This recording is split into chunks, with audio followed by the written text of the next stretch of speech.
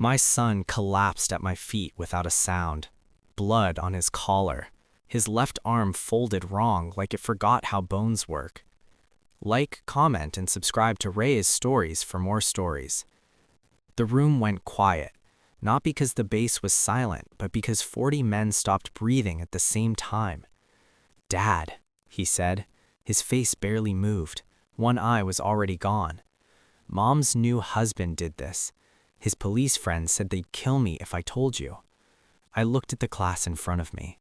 Men I'd trained to break other men without raising their pulse. Men who knew restraint better than mercy. Who wants to help my son? Every hand went up. I gave them one address. No more words were needed. I didn't always live like this. Once I came home on weekends. I grilled chicken. I believed loyalty was a given, not a liability. My wife used to stand in the doorway and watch me with that smile that meant she felt safe. We built something quiet. Or I thought we did. Then I deployed for 9 months. When I came back, the house smelled different. The laughter stopped when I walked in. She hugged me like she was checking a box. That's when I learned to listen without reacting. I noticed patterns before proof. Late nights justified by overtime, her phone face down, a new respect for cops she never had before. When she said his name for the first time, it slipped. Casual, practiced. I didn't confront her. I never do. I watched. I logged. I waited. The message came 3 weeks later. Not to me, to him. She left the tablet on the counter while she showered. "He's gone again. I wish you were here instead." I didn't feel anger. I felt clarity. Divorce was quick. She already had her exit lined up. He showed up at mediation in uniform, chest out, badge gleaming, tried to shake my hand. I let it hang between us until he withdrew it, embarrassed. He smiled at my son like he'd won something. That's when I memorized his face. After the divorce, my son stayed with me whenever I was stateside. He didn't talk much, neither did I, but he trained.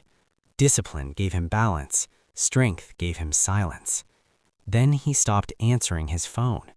He showed up at the base at 0400, limping through the gate like he'd been dropped from a car. The guards didn't recognize him. I did instantly, even with half his face broken. They'd taken him to an alley behind a bar, police jurisdiction, no cameras, hands and boots.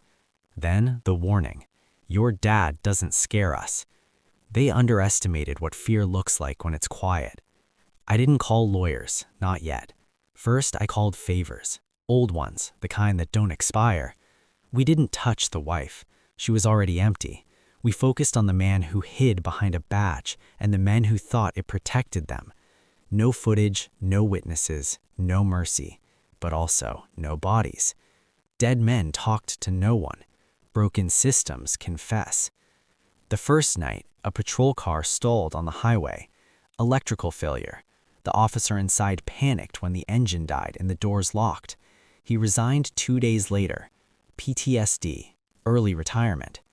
The second night, Internal Affairs received an anonymous package. Documents, recordings, patterns, enough to crack the precinct's spine. Men started calling in sick, then injured, then gone. No one could prove anything.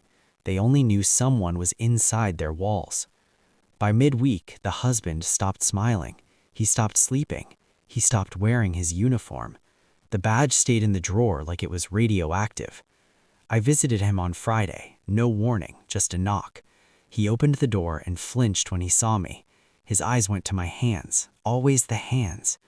"I didn't touch your kid," he said too fast. I stepped inside without asking. His living room smelled like fear and cheap whiskey. I sat down. He stayed standing. "You didn't stop it," I said. "That's worse." He started talking about stress, about brotherhood, about how things get out of hand. I let him. When he finished, I told him everything I'd already done. Not details, results. 14 resignations, 8 hospital beds, 6 men who wouldn't answer their phones anymore. His knees buckled. He sat. "You think this is over," I said. "It's not." I slid a folder across the table.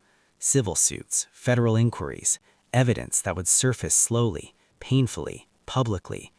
My son will heal, I said. You won't. I stood. He didn't follow. A week later, the precinct was hollow. Leadership gutted, careers ended. The husband disappeared into a town where no one knew his name. My ex called once, crying, asking what I'd done. I didn't answer. My son's arm healed crooked. He says it reminds him of what matters. He trains again, slower, smarter, watching. Sometimes I stand in front of a class and think about restraint, about how power is loud when it's weak. Justice doesn't need witnesses, it needs patience. I didn't destroy a man. I removed the illusion that he was untouchable. That was enough. Thanks for listening.